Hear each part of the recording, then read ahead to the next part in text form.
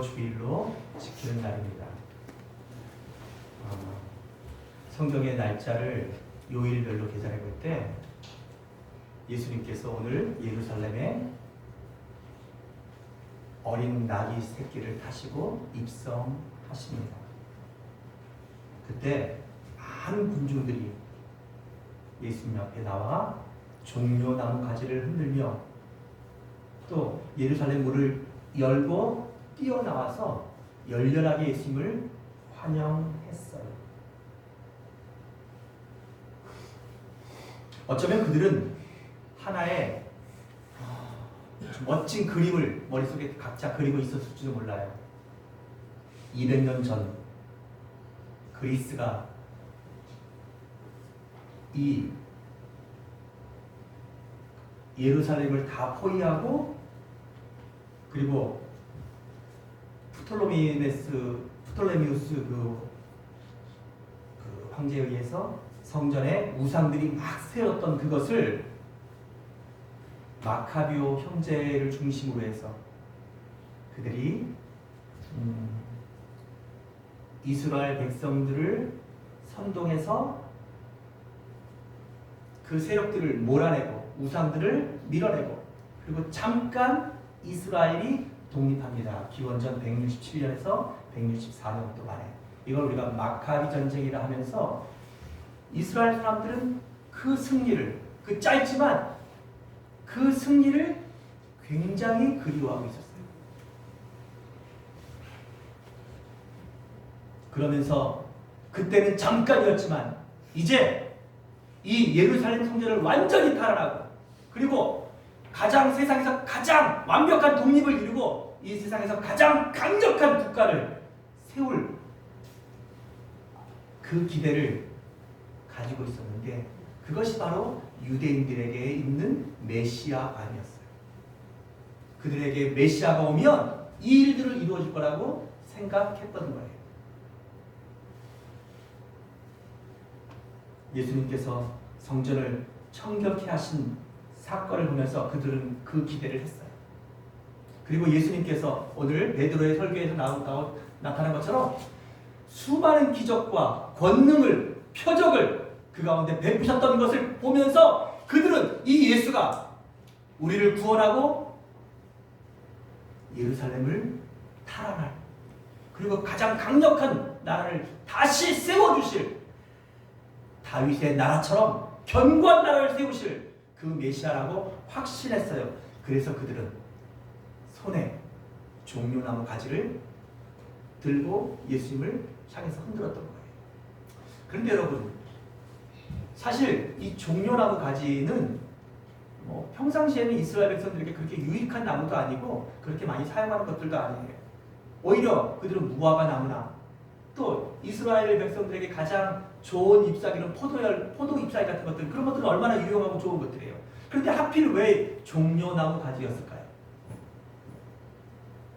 우리나라도 총기 휴대 안 되죠? 그 불법이죠? 그 당시 로마는 수많은 반란들이 많아서 속국인들이 군인 외에 다른 사람들이 몸에 칼을 차고 있는 것을 칼을 들면 이건 뭐예요? 이건 반역행인 거예요. 그래서 예수님의 제자들에게 열심당한 사람들은 몸에 작은 칼들을 몰래 숨기고 다녔던 거예요. 그러니까 칼을 들고 예수님을 환영해서 전쟁을 해야 되는데 칼을 들면 이게 반역행인 거예요. 그래서 이 종려 가지는 끝에가 아주 뾰족하게 돼 있어요. 그래서 칼보다는 위력이 없지만 그 가지를 쳐내고 들면 그리고 그걸 사람을 찔러도 상해를 입힐 수 있는 칼에 버금가는 그런 단단함도 있고 칼보다는 훨씬 약하긴 하지만 그냥 칼 대신 그들이 선택한 게 바로 이 종려 가지였던 거예요. 그러니까 그들은 이제 예수님이 명령만 하면 당장 나가서 예루살렘을 탈환하고 그 나라를 회복할 그럴 기대를 하면서 지금 예수님을 환영하고 있는 거예요. 그런데 예수님은 등장부터가 달라요. 여러분 이왕이면 100마리를 타고 입성하셔야 되는 거 아니에요? 아니, 100만은 아니더라도 좀 멋진 준마라도 타고 입성하시다는 거 아니에요? 우리 예수님 나귀 타고 입성하십니다. 그것도 어린 나귀 새끼, 사람이 한 번도 타지 않았던 장군이나 왕의 위험이 전혀 느껴지지 않는, 그래도 그들은 그들의 기대를 저버리지 않아요. 종려가지를 흔들면서 그래도 그 예수님이 예루살렘 성에 입성하실 때 그 예수님을 왕으로 열렬하게 환영해요. 그런데 예수님은 어떤 명령도 내리시지 않으세요. 어떤 행동도 하지 않으세요.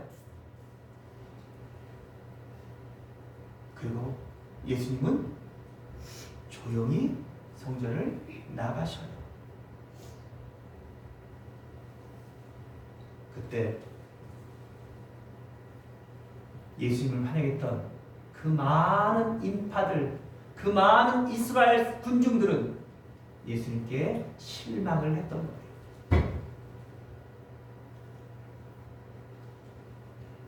나사렛 예수는 우리가 기다렸던 그 메시아가 아니었구나. 사랑하는 여러분, 그리고 예수님은 우리가 아는 것처럼 이 실망한 군중들과 그리고 예수를 눈의 가시처럼 여기면서 예수를 없애고자 했던 사내들인 공의의 공작에 의해서 예수님은 십자가를 지시고 골고다에서 죽임을 당하시게 됩니다. 나무 십자가에 달리셔서. 오늘 베드로는 설교합니다. 23절에 그는 누굽니까? 예수 그리스도예요. 예수 그리스도께서 하나님께서 정하신 뜻과 미리 아신 대로 내준 바 되었거늘 너희가 법 없는 자들의 손을 빌려 못 박아 죽였다. 하지만 24절에 하나님께서 그를 사망의 고통에서 풀어 살리셨으니 이는 그가 사망에 매여 있을 수 없었습니다 하면서 예수님의 십자가의 죽으심과 예수님의 부활하심을 베드로는 선언하고 있어요. 사랑하는 여러분, 이 종료주의를 지나고 그리고 몇 가지 예수님께서 이 땅에서의 마지막 행적들을 행하시는 이 기간을 우리가 고난주간이라고 해요. 그리고 그 고난주간이 지나면서 금요일, 그러니까 6월절이 시작되는 그날 예수님은 십자가에 못 박히시게 돼요. 오늘 우리는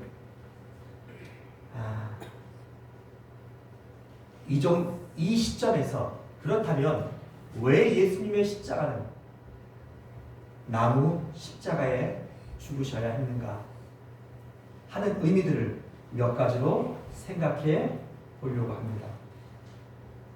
여러분, 예수님은 왜 십자가에 달려 죽으셔야만 했을까요? 첫 번째는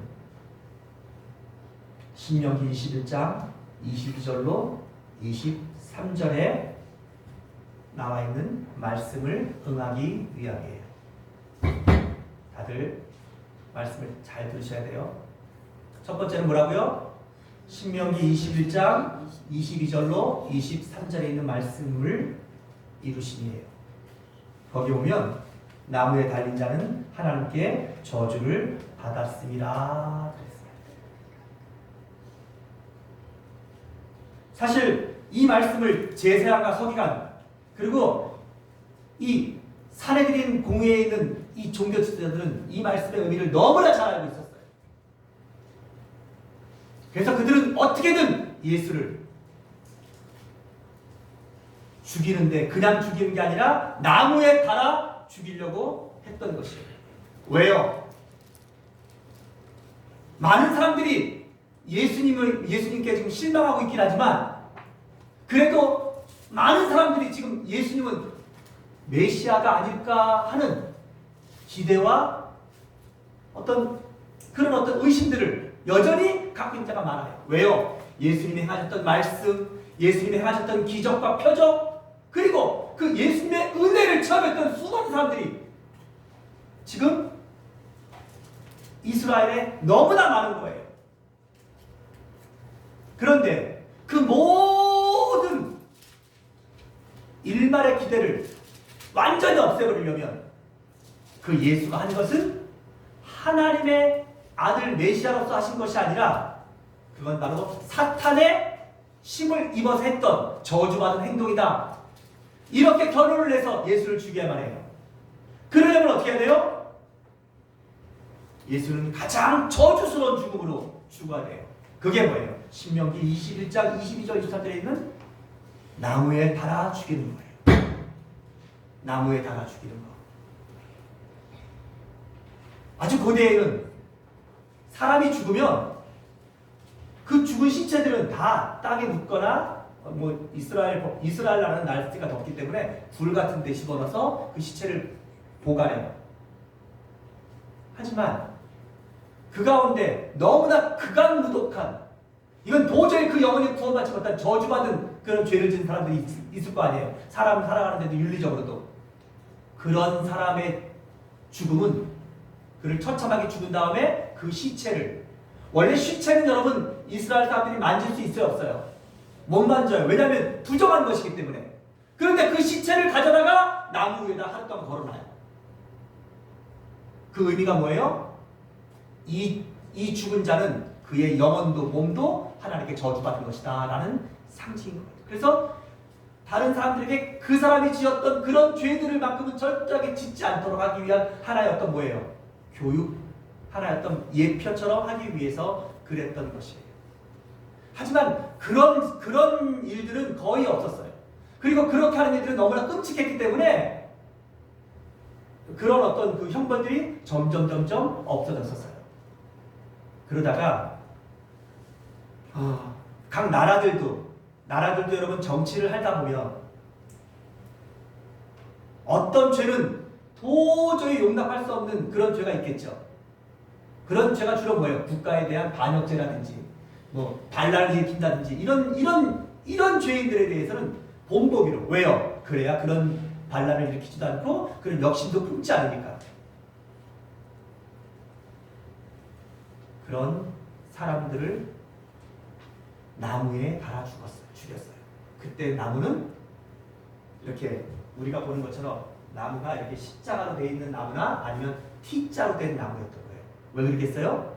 그래야 그 나무에 손을 걸어서 그를 가장 비참하게 죽게 할 수 있으니까. 사실 우리가 예수님이 십자가에 돌아가셨는지 아니면 T자가에 돌아가셨는지 그건 아무도 몰라요. 아니면 그게 진짜 일자된 나무였는지도 모르고. 하지만 중요한 것은 그때 달았던 것은 나무였다는 거예요. 지금 이스라엘 사람들이, 살해드린 공의에 있는 사람들이 예수를 데려다가 빌라도에게 압박해서 지금 그 나무에 달아 죽어야 될 죄인들이 있는데 그 죄인들 중에 한 사람을 놓아주고 대신해서 이 예수를 거기에 달아달라고 지금 압력을 가하고 있어요. 그러지 않으면 우리가 반란을 일으키겠다고 협박을 하고 있는 거예요.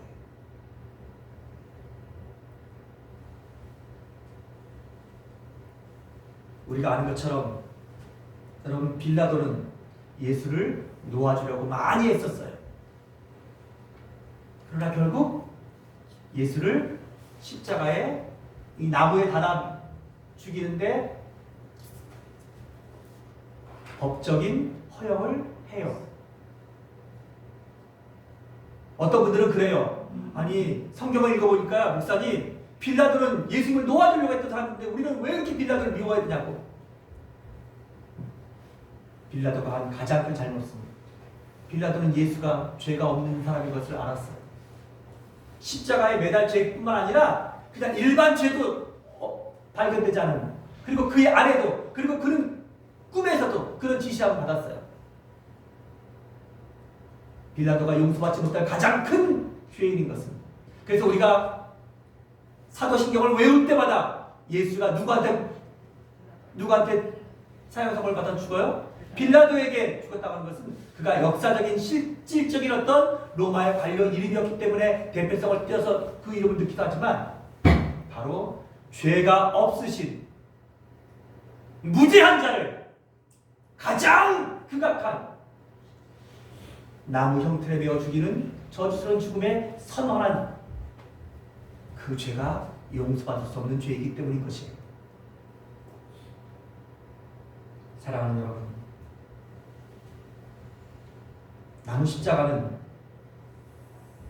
고난과 수치 그 이상을 뛰어넘는 하나님께 저주를 받았다는 의미를 신명기서는 말해주고 있어요. 그래서 지금 예수를 나무 십자가에 나무에 달아 죽인 것은 이제 저 예수는 우리가 알던 메시아가 아니고 하나님의 아들도 아닌 바로 하나님께 저주받아 죽은 자다라는 것을 이스라엘 백성들에게 각인시켜서 예수에 대한 일말의 기대와 일말의 어떤 좋은 어떤 느낌들도 없도록 하기 위한 그들의 아주 간악한 술수였던 것이에요. 하지만 여러분, 그렇게 되어진 모든 것들 뒤에는 하나님의 더 큰 섭리가 있었던 거예요. 그들은 그렇게 하고 있지만 하나님의 계획도 예수는 나무에 달려 죽어야만 했던 것이에요. 왜냐하면 이 신명기 21장 22절 23절에 나와 있는 이 말씀은 바로 여러분, 저주받은 자가 나무에 달려 죽는다는 것을 말하는 것이 아니라 예수 그리스도께서 우리가 받을 저주받음을, 우리의 죄의 저주를 그의 몸에 지고 나무에 달려 죽으실 것을 예언하시는 하나님의 계획이셨던 것이에요. 두 번째로 우리는 레위기 16장 22절 속에서 오늘 나무 십자가의 의미를 찾아야 됩니다. 레위기 16장에 보면 이스라엘 백성들에게 아주 독특한 제사가 있어요. 레위기 보면 1장에는 범죄, 3장에는 속죄제, 4장에는 속죄제, 뭐 이런 여러 어떤 그 죄의 형태들이, 제사의 형태들이 설명되고 있는데, 여러분 그 제사라고 하는 것의 가장 중요한 의미는 흠없는 제물을 쓰는 거예요. 그렇죠? 근데 이 레위기 16장 22절에 보면 두 마리의 염소를 가져와서 한 마리는 제사를 드리는데 한 마리는 아사살의 염소라 해가지고 그를 광야로 보내요. 이 아사살이라고 하는 그 말은 당시 광야를 지배하는 사탄의 이름이에요. 그러니까 아사살의 염소라는 것은 사탄의 염소라는 뜻이에요. 그러니까 사탄을 위해서 희생될 염소라 그런 뜻인 거예요. 그런데 왜 그렇게 하냐면 그 아사살의 염소를 광야로, 사막으로 보내면서 우리의 죄를 그 아사살 염소에게 죄를 지어서 광야로 가서 그 광야의 그 뜨거움과 목마름과 또 그 갈증과 그 지독한 고통들을 당하다가, 여러분 그냥 쉽게 죽는 것이 아니죠. 가장 고통스럽게, 가장 저주스럽게 죽임을 당하는, 그 죽임을 통해서 우리의 죄가 속죄되었다라고 하는 그 독특한 제사의 의미. 그러니까 이 아사살의 그 염소라는 것은 제사의 방법이 아니라 제사의 의미를 설명하는 것이에요. 근데 누구도 그 제사의 의미가 왜냐하면 그들에게 제사가 있었거든요. 제사를 통해서 여전히 했는데 왜 이 말씀이 기록되어 있을까 하는 것들이 풀리지 않다가 바로 예수 그리스도께서 십자가에서 가장 고통스럽고 저주스럽게, 마치 아사살의 염소가 광야에서 가장 저주스러운 죽음을 맞이하시는 것 같은 그것을 묘사해주고 있는 것이에요.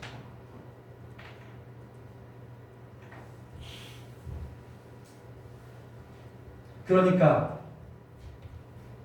이 나무 십자가는 하나님의 저주뿐만 아니라 아사살의 염소가 가장 고통스럽고 가장 끔찍한 죽임을 당하는 것처럼 예수님께서 우리의 죄를 위하여 그렇게 가장 고통스럽고 가장 저주스러운 죽음으로 죽으셔야 될 것들을 말씀하고 있는 거예요. 그래서 예수님은 십자가에서 죽으셔야 했다. 사실 이 산헤드린 공의에 있는 사람들은 예수를 빌라도 앞으로 끌고 오지 않아도 됐어요. 그들의 종교법으로 그냥 그들이 서론해가지고 돌을 들어서 예수에게 던져서 돌을 들어서 죽여도 여러분 물론 사람을 죽이는 이런 것들이 뭐 흔하진 않지만 그들의 종교법이나 아니면 그들의 신을 모독했다는 것에 죄를 씌우면 그렇게 사람을 죽이는 것은 가능했던 거예요. 여러분 생각해 보세요. 예수님 앞에 가늠중에 잡힌 여인을 데려와서 돌로 쳐 죽이려고 하는데 예수님을 시험했던 사건이 있었잖아요. 그렇게 죽여도 됐다는 거예요. 하지만 성경은 결국 그들의 의도도 그랬지만 하나님의 뜻대로 되어지는 거예요. 여러분들이 전에 한번 보셨을 거예요. 패션 오브 크라이스트라고 하는 영화를 보면 저는 끔찍해서 끝까지 못 보겠더라고요. 그러니까 이 아사살의 염소 레위기 16장 20절에 나와 있는 그 말씀의 의미는 예수님께서 가장 고통스럽고 가장 끔찍한 죽음으로 죽으실 것을 예표하는데 여러분 세상에 나무에 달려 십자가에서 6시간 동안 형벌당하시고 죽으시는 그 예수님의 고통 그 죽음처럼 그렇게 끔찍한 죽음을 당한 사람이 이 세상에 있을까요? 이 세상에도 수많은 죽음들이 있지만 나중에는 온 몸에 물과 피까지 다 쏟아내고 죽임을 당하는 너무나 고통을 당하는 그런 죽음 그게 바로 나무 십자가의 죽음이라는 것입니다. 그래서 예수님은 십자가를 지실 수밖에 십자가에서 나무에 달려 죽으셔야만 했던 것이에요.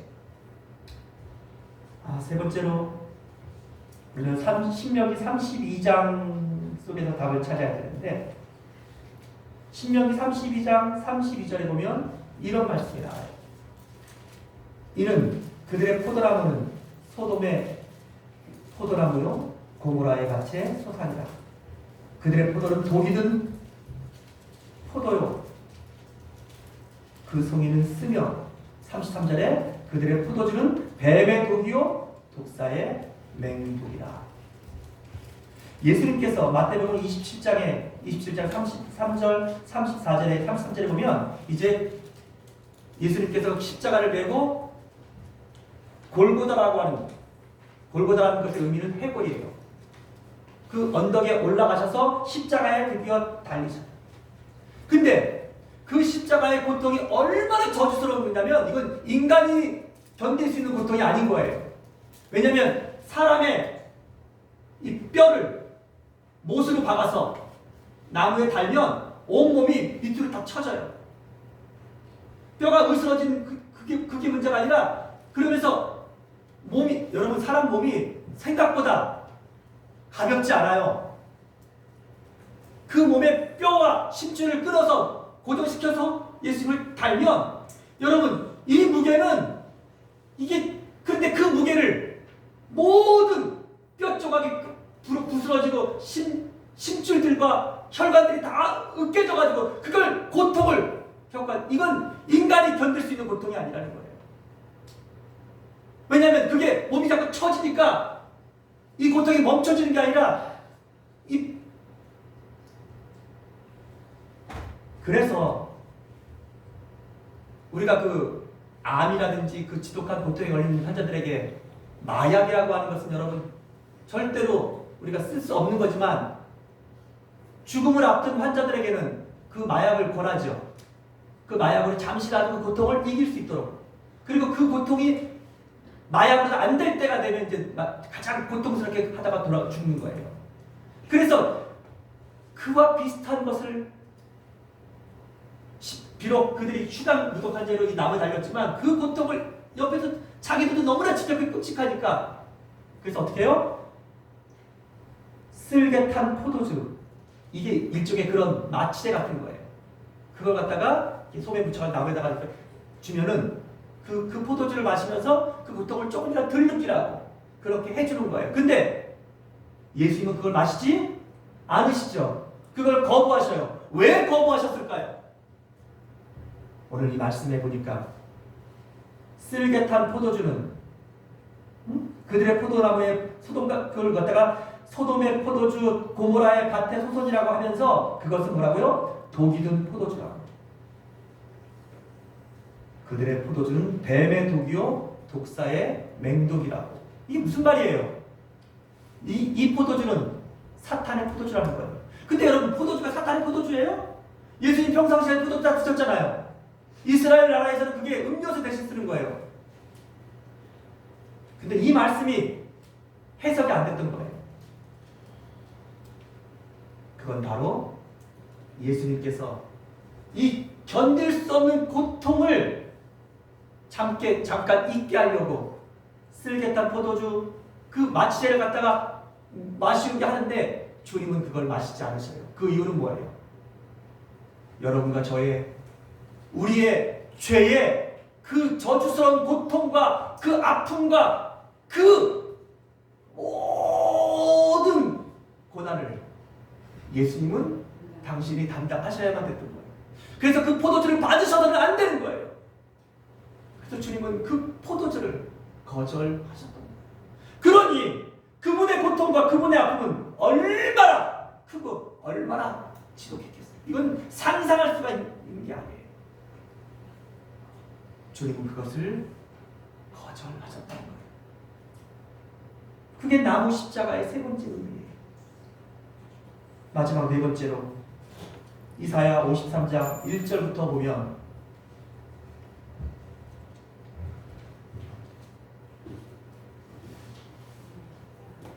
구절에 그가 찔림은 우리의 허물 때문이요 그가 상함은 우리의 죄악 때문이라 그런 말씀이 있어요. 그런데 분명히 알아야 될 것이 있어요. 예수님이 십자가에 지신 이유는 뭐예요? 예수님이 나무에 달린 이유는 예수님의 죄 때문이 아니에요. 예수님은 그 나무에 달린 죄가 없다는 것을 빌라도, 그 예수님을 사형선고한 빌라도가 직접 선언했어요. 아멘? 아멘. 그리고 더 확실한 성경 말씀이 이사야에서 예언되어 있었어요. 예수님이 십자가에 달리시고 그가 찔리시고 그가 상하고 십자가에서 고통당하는 것은 따라합시다. 우리의 허물 때문이요 우리의 죄악 때문이다. 이 사실을 분명하게 우리는 깨달아야 돼요.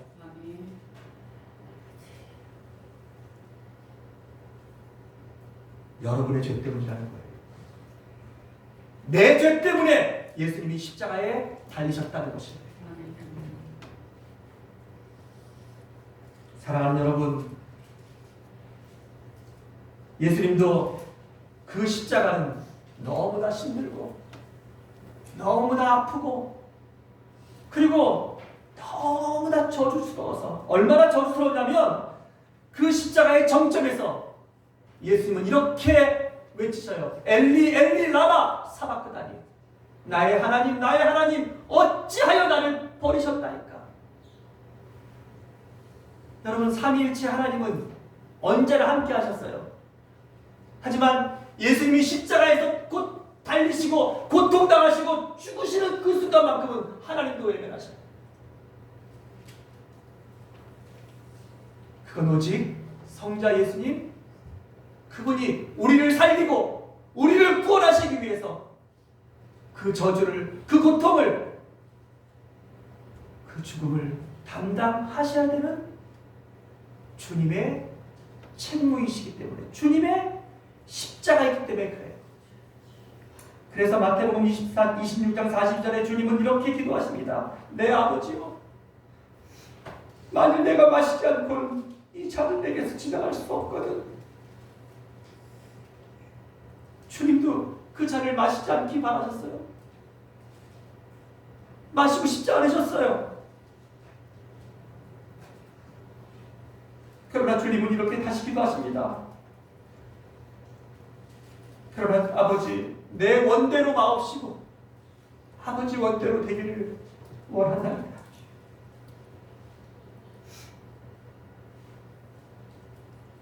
사랑하는 여러분,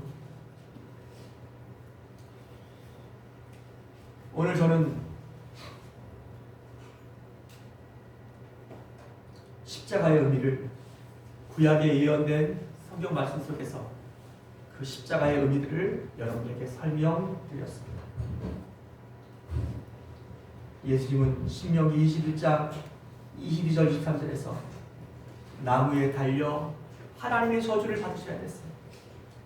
레위기 16장 22절 아사살의 염소가 돼서 가장 끔찍한 고통과 저주스러운 죽음을 당하셔야만 했던 것이에요. 신명기 32장 32절 33절의 말씀에 의해서 예수님은 그 고통을 줄여들 수 있는 그 포도주는 그걸 마시면 하나님의 뜻을 이룰 수가 없는 거예요. 우리의 구원을 완성할 수가 없는 거예요. 그건 사탄의 유혹이었던 거예요. 그래서 그것을 사탄의 독사의 맹독이라고 구약의 성경에 말씀을 예언했는데 그 말씀의 의미가 해석 안 되다가 예수님이 그 십자가에서 그 십자가를 그 포도주를 거절했을 때 그 말씀의 의미가 우리에게 이제 알려진 바 된 거예요. 이해될 수 있게 된 것이에요. 그리고 예수님의 죽으심은 이사야 53장에 있는 말씀처럼 그의 죄 때문이 아니라 나의 죄 때문인 것을, 나의 허물 때문인 것을, 내가 받아야 될 저주와 죄의 고통이었다는 것을 성경은 분명하게 우리에게 먼저 예언의 말씀으로 우리에게 말씀하셨던 것이에요. 이제 여러분들이 예수님의 십자가의 의미를 올바르게 깨달으시기를 주의 이름으로 부탁드립니다. 그리고 올바르게 깨달으셨으면 아멘 하십시오. 아멘. 아멘. 아멘. 그렇다면 이제 우리는 이 말씀을 한번 따라합시다. No cross, no crown. 다시 한번 따라합시다. No cross, no crown. 십자가 없으면 부활도 없다, 면류관도 없다는 뜻이에요.